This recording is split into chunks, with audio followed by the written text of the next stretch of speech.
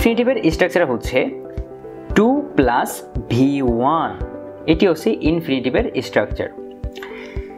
আচ্ছা, এখন আমরা ইনফিনিটিভের জন্য একটি রুলস পড়ব। নিম্নের ভার্বগুলোর পর ইনফিনিটিভ হয়। নিম্নের ভার্বগুলো কি কি? Effort, hope, prepare, swear, agree, decide, intent, appear, learn, promise, arrange, refuse, manage, deserve, try, ask, urge, mean, attempt, expect, need, wait, beg, fail, want, struggle, forget, hesitate, wish। এই যে ভার্বগুলো আপনারা দেখতে পাচ্ছেন, এই ভার্বগুলোর পরে সবসময় 2 প্লাস V1 এই স্ট্রাকচারটি follow করবে, অর্থাৎ ইনফিনিটিভ হবে। 2 প্লাস V1 মানে কি? ইনফিনিটিভ। এটা হচ্ছে ইনফিনিটিভের স্ট্রাকচার। তো আমরা কিছুক্ষণ আগেই জিরান্টের এরকম একটি রুলস পড়েছিলাম, সেখানে কিছু কিছু ভার্ব ছিল যে ভার্বগুলোর পরে জেরান্ট হয়। ঠিক তেমনি আপনারা ইনফিনিটিভের ক্ষেত্রে এটি কিন্তু খুবই গুরুত্বপূর্ণ। এই ভার্বগুলোর পরে সবসময় কি হবে? ইনফিনিটিভ হবে। আর জেরান্টের যে ভার্বগুলো দেখতে পাচ্ছিলেন ওই ওয়ার্ডগুলোর পরে সবসময় জেরান্টই হবে। ঠিক আছে, 2 নম্বরে আমরা দেখি অ্যাডভাইস অ্যান্ড ফরবিড। অ্যাডভাইস এবং ফরবিড এই দুটি ভার্ব নিয়ে একটু কনফিউশন সবসময় থাকে।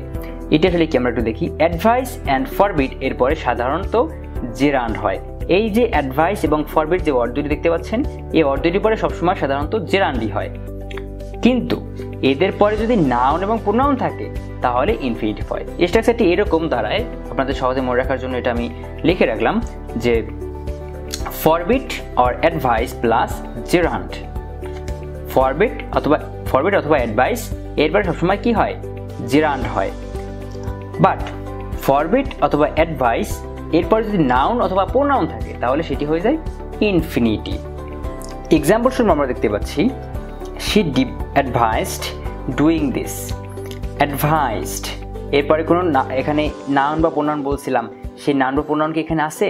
নাই, যার কারণে এরপরে কি বসে যাবে? অ্যাডভাইসের পরে gerund. Advised doing this, so doing এখানে কিন্তু জেরান্ট।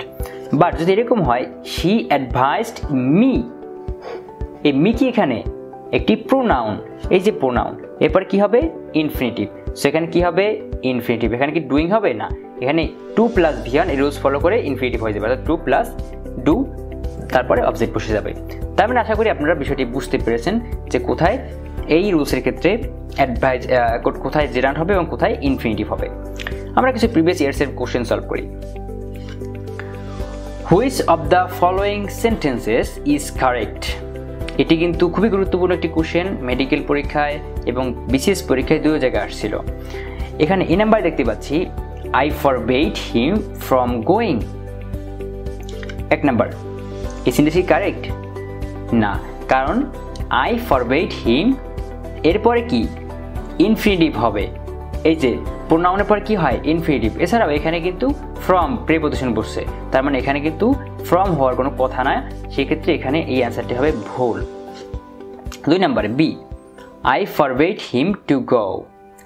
2 নম্বর সেন্টেন্সটি লক্ষ্য করুন, আই ফরবেড, এই যে ফরবিডের একটা পাস্ট ফর্ম হচ্ছে ফরবেড। সো ফরবিড এরপরে কি হয়? এই যে নাউন এবং প্রোনাউন, এর নাউন বা প্রোনাউন যদি থাকে এই ওয়ার্ডগুলোর পরে তাহলে ইনফিনিটিভ হয়। এখানে কি এই ফরবিডের পরে প্রোনাউন আছে না, তারপরে কি এরপরে একটি কি ইনফিনিটিভ বসছে, এখানে ইনফিনিটিভ বসছে না? হ্যাঁ বসছে, যেহেতু বসছে সেহেতু এই সেন্টেন্সটি কি হবে? কারেক্ট সেন্টেন্স হবে, কারণ এখানে কিন্তু এই রুলস অনুযায়ী কারেক্ট সেন্টেন্স তৈরি করা হয়েছে। এবার অন্যান্য সেন্টেন্সগুলো লক্ষ্য করুন, আই ফরবেড হিম গোয়িং, এটা কি হবে? হবে না, কারণ প্রোনাউন আছে, প্রোনাউনের পরে কিন্তু জেরান্ট হয় না, হয় কি? ইনফিনিটিভ। আবার লাস্ট সেন্টেন্সটি দেখুন, I forbade him not to go. কখনোই নট কোনো অক্সিলিয়ারি ভার্ব ছাড়া বসতে পারে না, সে কারণে এখানে নট যেহেতু বসছে সেক্ষেত্রেও এই সেন্টেন্সটি কারেক্ট হবে না। 2 নম্বরটা লক্ষ্য করুন, he advised me dash smoking. এখানে অ্যাডভাইসড ওয়ার্ডটি দেখতে পাচ্ছি, এরপরে একটি প্রোনাউন দেখতে পাচ্ছি, তার মানে অবশ্যই এরপরে ইনফিনিটিভ হবে। সো ইনফিনিটিভ কোনটি আছে এখানে? To give up, 2 plus V1, to give up. অন্যগুলো কিন্তু এই স্ট্রাকচার ইনফিনিটিভ স্ট্রাকচার ফলো করতেছে না, সো এখানে কারেক্ট আনসার হবে বি। নাম্বার 3, এখানে আমরা দেখতে পাচ্ছি almost everyone fails dash is drivers test on the first day. এখানে ফেলস এমন একটি ভার্ব, এই ভার্বগুলোর মতোই যে ভার্বের পরে ইনফিনিটিভ সবসময় হয়, ফেলের পরে সবসময় ইনফিনিটিভ হয়। সো এখানে কি হবে 2 + V1। সো এখানে কি হবে বলুন তো, এখানে টু হ্যাভ পাস্ট, কি হবে to have passed. To passing কিন্তু হবে না, পাসিংও হবে না, ইন পাসিং হবে না, কি হবে টু হ্যাভ পাস্ট। অর্থাৎ সেন্টেন্সটা হবে এরকম, almost everyone fails to have passed his driver's test on the first day.